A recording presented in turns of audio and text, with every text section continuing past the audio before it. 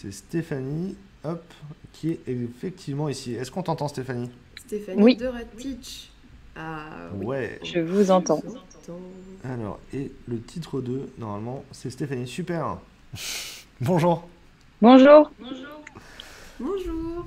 Alors du coup, on va commencer par la toute première question. Je voulais savoir, Oui, je pense que tu nous parles depuis Euretex, si je dis pas de bêtises. Tu nous oui, parles c'est depuis Lyon. ça, Alors, est-ce que tu peux nous exactement. dire en quoi le lieu de ton campus revêt d'un intérêt vraiment tout particulier pour notre Alors, en audience et fait, la vôtre aussi? ici, on est au cœur du numérique, donc je ne sais pas si tout le monde connaît Aura Technologies, mais c'est le pôle d'excellence et d'innovation dédié au numérique de la métropole lilloise.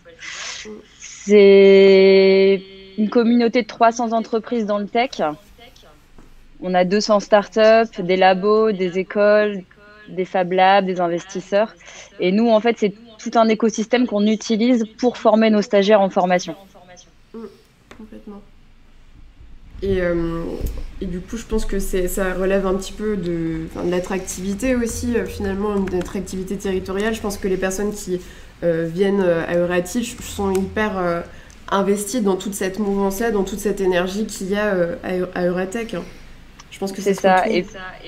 Et puis, on a beaucoup d'entreprises aussi qui travaillent ensemble ici, puisqu'on a beaucoup de domaines de compétences. Mm. Et c'est vrai qu'on a aussi beaucoup de gens qui viennent en formation, qui vont aussi intégrer des entreprises de l'écosystème. Non, carrément. Tiens, pour parler de formations qui ne sont pas forcément liées au code, je pense que tu voulais peut-être nous parler un peu de la formation web marketing, chef de projet. Dis-nous-en un petit peu plus. Je pense qu'il y a des personnes qui sont assez intéressées par ces métiers-là également. Oui, alors du coup, moi j'ai décidé de parler plutôt de la partie web marketing, parce qu'on va beaucoup parler de développement aujourd'hui. Et on a peut-être des profils un peu différents qui nous écoutent aujourd'hui. Mm. Donc, en fait, on a d'autres métiers qui sont aussi un peu techniques, comme chef de projet web, chef de projet SEO, donc le référencement, tout ce qui est data analyst, qui sont pas des métiers de développement, mais qui sont des métiers essentiels et qui sont complémentaires finalement au développement. Mm. Dans le développement d'un projet web, on a le développeur, mais on a aussi toute l'équipe qui est autour qui va venir animer ce projet. Nous, l'objectif de la formation, c'est vraiment d'apporter toutes les compétences nécessaires en web marketing. Ça va être du référencement, ça va être de l'analytique, ça va être de la stratégie social média pour former à des métiers qui sont assez récents, qui vont être aussi tout ce qui est traffic management finalement Mm. et qui nécessitent des compétences marketing aussi, des compétences techniques, puisqu'on va aussi parfois rentrer dans le code d'un site web pour faire des optimisations. Donc complètement, en fait, ce sont des métiers satellitaires et complémentaires. Donc vous avez des formations qui voilà, permettent de réaliser ça, de compléter son projet professionnel. Je pense que c'est hyper important aussi de comprendre que c'est pas uniquement un public forcément jeune, ça peut être Ouais. voilà, des personnes qui ont envie d'apporter d'autres pierres à leur projet professionnel et du coup de gravir comme ça peut-être les nouveaux échelons d'un nouveau projet, d'une nouvelle ambition. Et ça vous permettez tout à fait d'y accéder. Oui, en fait, on a divers profils en formation. On va avoir Mhm. alors des gens qui sortent soit d'école, soit des gens qui sont sans diplôme, par exemple. Mais on va avoir aussi des gens qui sont en reconversion, qui ont fait beaucoup de marketing classique et à qui il manque les compétences vraiment web pour pouvoir prétendre à un emploi aujourd'hui sur les nouveaux métiers. Oui, complètement, avec toute une demande de polyvalence aussi, d'adaptation et Ouais. de C'est compréhension, ça. d'analyse, de créativité. Oui, tout à fait. Et quelles sont les formations labellisées Grande École du Numérique, du coup, que vous dispensez? Alors nous, on en a deux. Donc on a celle-ci, le chef de projet web marketing, dont je viens de Mhm. parler. Et on a aussi un parcours développeur Java J2E, où on forme aux bases du développement et à la technologie Java J2E. D'accord. Ce que je Et trouve sur ces intéressant, deux parcours, effectivement, c'est que vous n'avez pas forcément des gens. La cible de votre audience, c'est pas forcément que des techniciens tech. Mm. non. On a vraiment un peu tout type de profil. On a même des gens qui vont passer par notre formation chef de projet web marketing et qui Mhm. vont partir en développement derrière et qui vont avoir vraiment une double compétence et qui vont être encore plus employables derrière auprès Ouais. des Est-ce qu'on a des personnes dans le chat du coup qui posent des questions par rapport à ce qu'on vient de dire? On a des questions qui datent d'un peu avant, hein. Donc typiquement, Coralie nous demandait, mais je pense qu'elle posait la question. Bonjour Nicolas. C'est rigolo. Coralie nous demande comment vous aider à trouver le travail, un emploi après. Je pense qu'elle posait la question à Valérie de 3W1, mais je pense qu'elle est intéressante pour vous aussi. Le fait d'être ancré dans une zone d'entreprise, ça aide les apprenants à rencontrer les entreprises et à avoir des opportunités professionnelles. Ouais, c'est ça. En fait, déjà, nous, on demande à nos stagiaires de faire un stage en fin de formation. Donc déjà, ça leur met un premier pied en entreprise. C'est pas notre première session, donc on a un panel d'entreprises aussi qui ont recruté des stagiaires et qui les ont aussi embauchés derrière. Donc on a aussi ça, et on fait intervenir beaucoup les entreprises de technologie pendant la formation pour présenter leur métier et ce qu'ils font, et ça permet aussi de faire un lien entre les entreprises finalement et les stagiaires qui sont en formation. On nous dit aussi les chefs de projet, on est là. Je pense que Rictem est content d'avoir autre chose que des développeurs ici. Estelle sur YouTube qui nous demande s'il faut avoir des bases pour intégrer vos formations. J'imagine que ça dépend de la formation en particulier. Oui, alors sur la partie développeur, on demande à ce que les personnes soit aient fait un petit peu, aient touché un petit peu en fait chez eux, ou soit vraiment intéressés et des facilités quand même avec le développement parce que c'est un peu plus complexe quand même. Sur la partie chef de projet web marketing, on ne demande pas de compétences particulières, on est là pour apporter les compétences en web. Ok. Ce qui est bien, c'est que Nicolas a sa propre fanbase. On a une personne qui nous pose une question sur le fait de changer de ville pour une formation. C'est vrai que quand on est sur un territoire un peu éloigné, on n'a pas forcément des formations. Dans le Nord, on a des formations dans les autres villes, mais c'est pas forcément le cas dans tous les territoires. Est-ce que tu as vu des apprenants changer de ville, déménager pour suivre une formation? Oui, alors on en a eu un en particulier en fait qui est venu sur l'île pour suivre une de nos formations. Et en fait, on l'a mis en relation avec la mission locale de Lille, par exemple. Et ils ont essayé d'échanger pour avoir justement des financements pour peut-être un logement, peut-être pour d'autres aides en fait au quotidien. Donc ça, il y a possibilité, c'est les financeurs finalement qui vont les aider dans leur projet. Okay. Oui, complètement, c'est important de savoir qu'on peut être aussi accompagné sur les autres pans de la vie professionnelle, surtout dans un cadre comme ça de formation pour compléter son parcours pro. Il y a beaucoup de choses, je pense, à prendre en compte, votre vie privée, vos ambitions, le fait de déménager, enfin tout ça, c'est aussi des calculs qu'il faut absolument prendre en compte quand on veut atterrir dans un bassin aussi attractif que le bassin des Doigts, j'ai envie de vous dire. C'est ça. C'est un peu, enfin, je parle assez personnellement hein, parce que j'ai quitté la région angevine où j'ai fait une partie de mes études du coup en communication marketing pour venir à Lille parce que je voulais absolument travailler dans la tech. Donc voilà où on en est. Et elle se retrouve avec des barbus et des chevelus. J'aime beaucoup. C'est ça. C'est bien joué. On nous pose une question sur les formations à distance. Est-ce que vous avez des formations qui sont données à distance? Alors, on les dispense en présentiel, mais on l'a vu avec le confinement. On avait démarré une session 2 semaines avant, qu'on a continué en fait à distance pour pas prendre de retard. Donc en fait, on est en capacité de les dispenser à distance, mais on préfère le présentiel quand même, puisque comme on a tout profil de personnes en formation, c'est pour l'animation et pour le suivi, c'est quand même mieux. Ah, ok. J'adore la dans le chat sur Twitch, ils font des blagues plus qu'autre chose. Hein. On n'est pas. Ça fait vivre les barbus. On représente. Ils donnent chaud en cette période de froid. Ok. C'est pas une question pertinente. Non, c'est clair. Du coup, est-ce qu'une personne qui n'a pas le bac, qui a vraiment juste un niveau d'études, peut quand même intégrer vos formations? Enfin, c'est pas uniquement centré sur les salariés qui ont envie de faire un complément de formation pour leur projet pro? Non, sur ces parcours longs labellisés, on a beaucoup de gens sans diplôme. En fait, on n'a pas comme critère de recrutement le diplôme. On essaie vraiment d'être sûr que la formation correspond au projet professionnel de la personne. Et d'avoir des gens motivés en fait, qui vont vraiment aller au bout des choses et valider leur formation. Et est-ce que vous demandez des prérequis entre guillemets, enfin par exemple quelqu'un qui est autodidacte, qui n'a pas du coup de formation en particulier ni de niveau, peut venir vers vous, peut-être présenter un book ou qu'est-ce que vous attendez?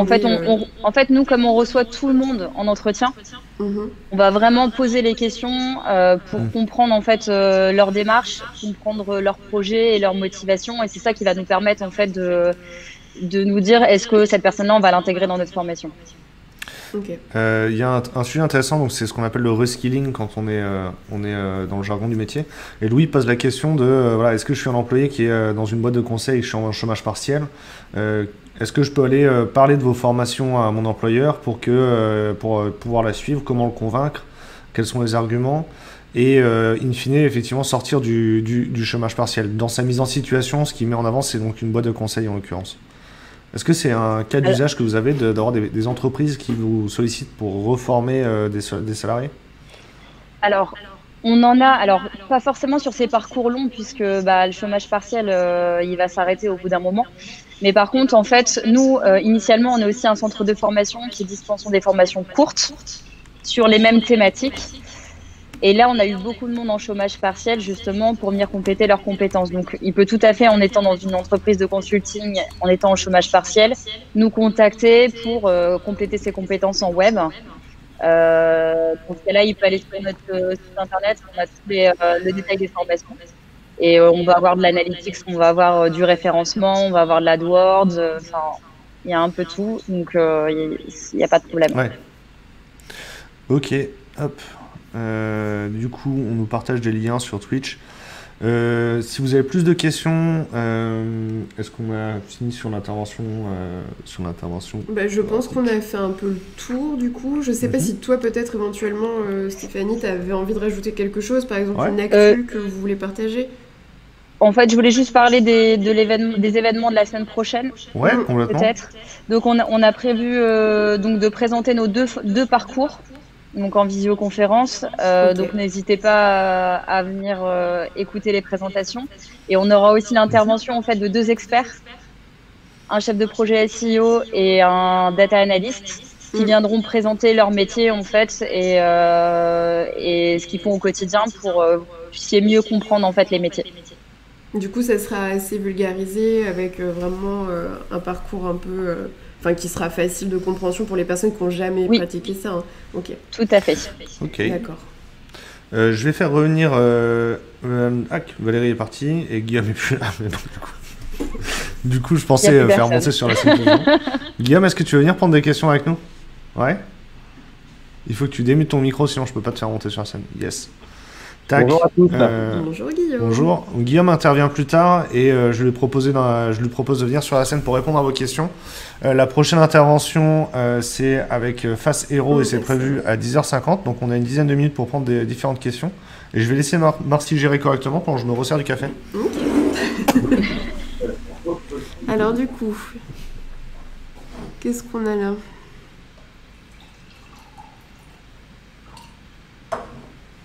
On a Lilian qui est là et qui nous remercie des précisions qu'on est en train d'apporter.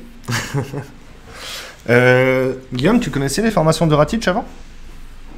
Oui, tout à fait. En fait, dans le réseau des écoles et des formations labellisées Grande École Numérique, on se côtoie assez souvent, puisqu'il y a une complémentarité entre les parcours de formation.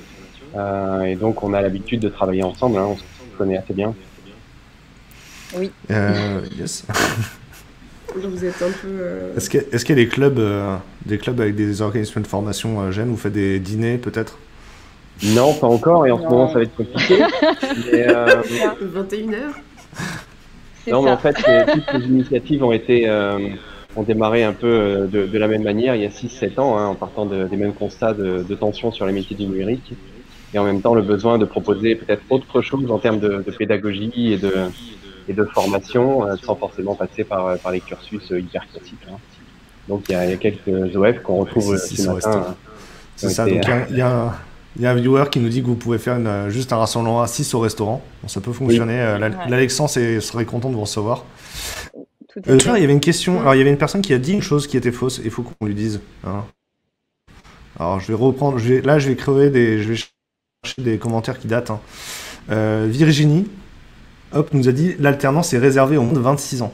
Alors ça c'est doublement faux parce que c'est le contrat d'apprentissage qui était réservé aux moins de 26 ans avant et qui maintenant est accessible aux gens qui ont jusqu'à 29 ans révolus au moment de la signature du contrat.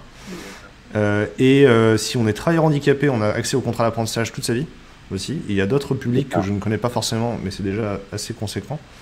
Et ensuite, on peut toute sa vie faire le contrat d'apprentissage. Voilà. Est-ce que c'est des sujets? Est-ce que la réforme du contrat d'apprentissage, par exemple, ça a été quelque chose qui a changé les choses pour vous cette année? Vous avez plus de contrats d'apprentissage que les années précédentes? Mais déjà, Simplon est CFA depuis le 1er janvier 2020 et on est en train de passer quasiment toutes nos formations avec une poursuite de formation vers l'apprentissage, ce qui fait qu'on a en général des parcours de 3 à 6 mois en intensif. Ouais.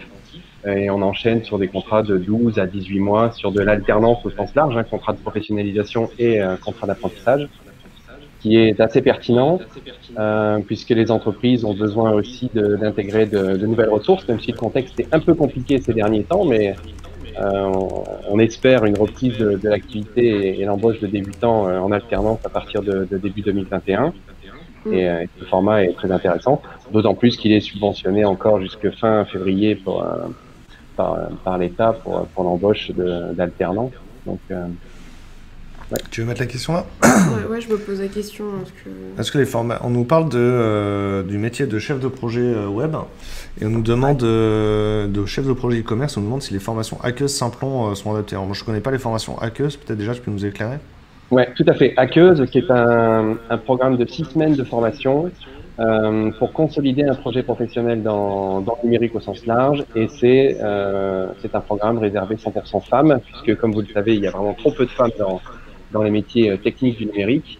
Et donc, pour contrebalancer à notre niveau cette tendance, on organise des formations 100% femmes pour juste consolider le projet dans le numérique et ensuite enchaîner vers un parcours de formation chez Simplon ou ailleurs dans tous les domaines possibles. Hein. Oui, du coup, chef de projet, ça fait lien typiquement entre vous deux. Tout à fait. Donc ensuite, on peut enchaîner vers les formations de la Fondation Showroom Privé, par exemple, ou rattraper des formations de RATIC qui est encore là, ou du plan régional de formation. Ça permet vraiment de sécuriser la suite des formations, puisqu'on a quand même pas mal d'apprenants qui arrivent en formation et qui ont un projet professionnel qui est consolidé, mais qui aurait parfois besoin d'être plus solidifié en amont avant d'arriver en formation. Donc ça, c'est très important, ce type de ça. Je pense que c'est un de tes collègues qui s'appelle Clément et qui nous dit qu'il y a des alternants qui ont plus de 30 ans à Calais. Donc on confirme ça. Tu es à Calais aujourd'hui en plus, hein? Oui, tout à fait. On est parti bille en tête, mais j'ai la chance de vous accueillir depuis la fabrique de Calais, qui est implantée à la Maison du Numérique et de l'Innovation, la MDNI. Et si on a 5 minutes tout à l'heure, on ira faire un petit coucou aux apprenants en direct. On a cette question. Attends, je fais monter Olivier et sa collègue Sarah. Hop. Bonjour. Olivier et Sarah, on est en train de prendre les questions de l'audience et on démarre votre intervention à 10h50 comme prévu, vous inquiétez pas. Est-ce que c'est cool? Super. Je sais pas si on vous entend bien. Quelles sont les dates des intervenants data et dev semaine pro dont Stéphanie parlait? Donc c'est une question pour Stéphanie. Alors.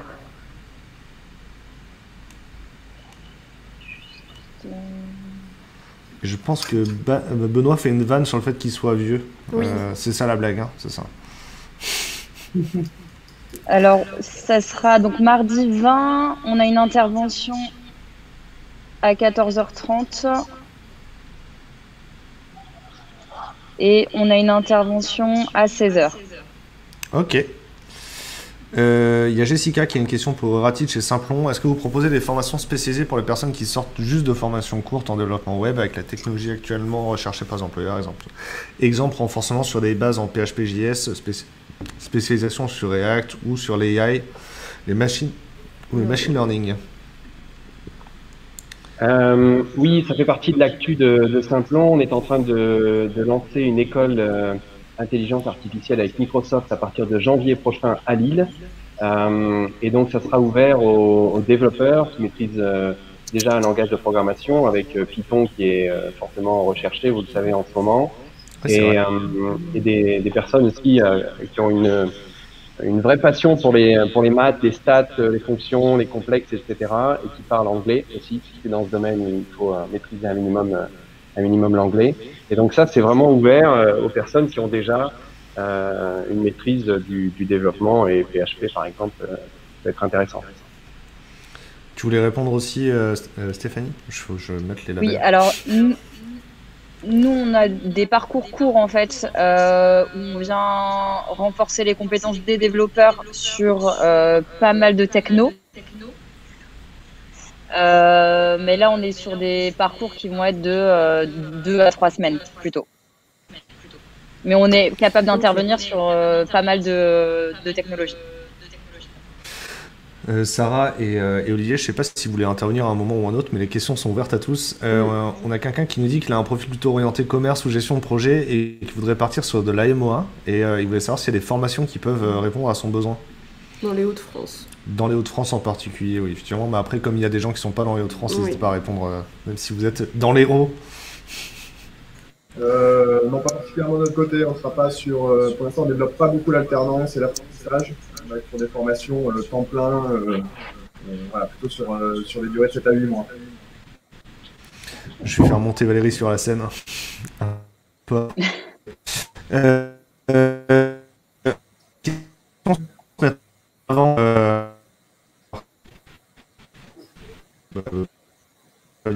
On a.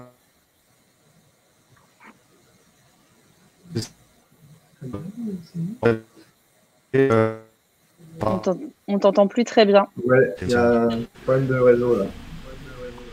Ouais, ça va revenir dans quelques minutes, mais de manière générale, est-ce que vous voulez donner une réponse à Benoît? Alors, sa question c'était? Ouais, du coup ça. Comment se mettre en avant en fait quand on est plutôt un senior de manière générale?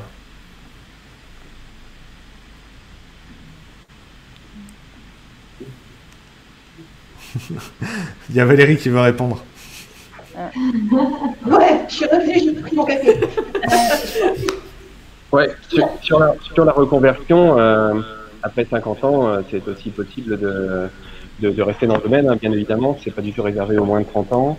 À Simplon, on a une moyenne d'âge qui tourne autour de 29-30 ans, mais on a des apprenants de 55 ans en reconversion, plutôt intéressés par la création d'entreprise. Et donc, c'est tout à fait possible. Il n'y a pas de barrière par rapport à ça, bien sûr. Ok, super cool. Attends, il y a Valérie qui veut s'exprimer sur, je pense. Ouais, je trouve que ce qui est important quand on a plus de 40 ans, c'est de se dire que tout ce qu'on a appris avant, ça vaut de l'or en fait.